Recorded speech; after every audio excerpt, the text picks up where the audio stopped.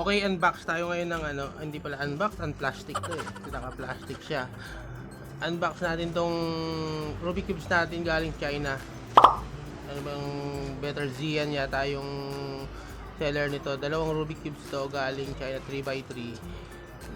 Then last May 6 ko to in order.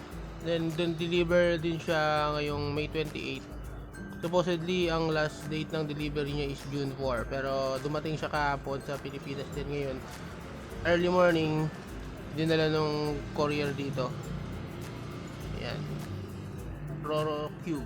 Yan. Try natin na kung maganda ba to. By the way, in-spray na natin pala to ng alcohol kanina. Then, buksan na natin. Tignan natin kung maganda nga to. 140 yung ano yung presyo. Ayan. Ayan tayo. Ayan. Wow. Ito na guys. Mukha namang odd digit. Sana maganda. At hindi ano. Hindi careless. Meron tayo dyan mga nabili lang natin sa ano ba yun sa nung bukas pang Divisoria. Ito na siya. Mukhang maliit. Shit. Ano nga. Ang liit ito. Ito yung isa. Yung Speed Cube S. Tapos ito naman yung 3.4. Maliit siya.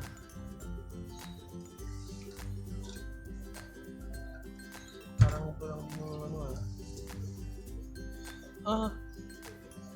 maluwag.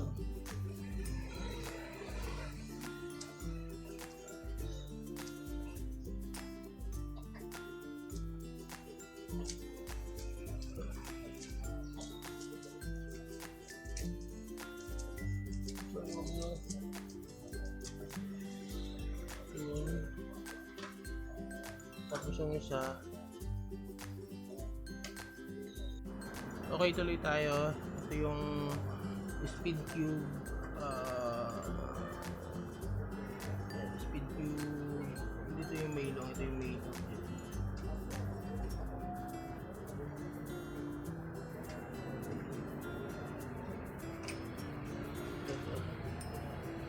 Maylong, tsaka yung isa Moyu. Maganda yung Moyu. Hindi siya ano, hindi siya pag binuka mo.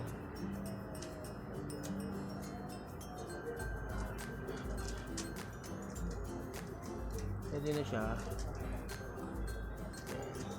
Kumpara dito sa ano Maylong,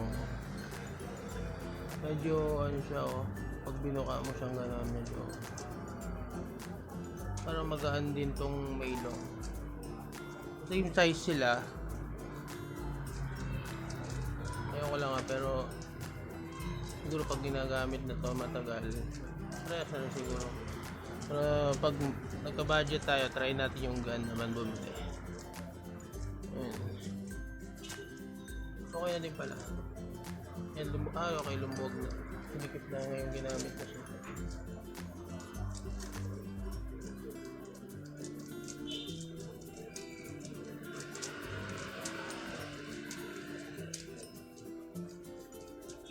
Okay, kung sa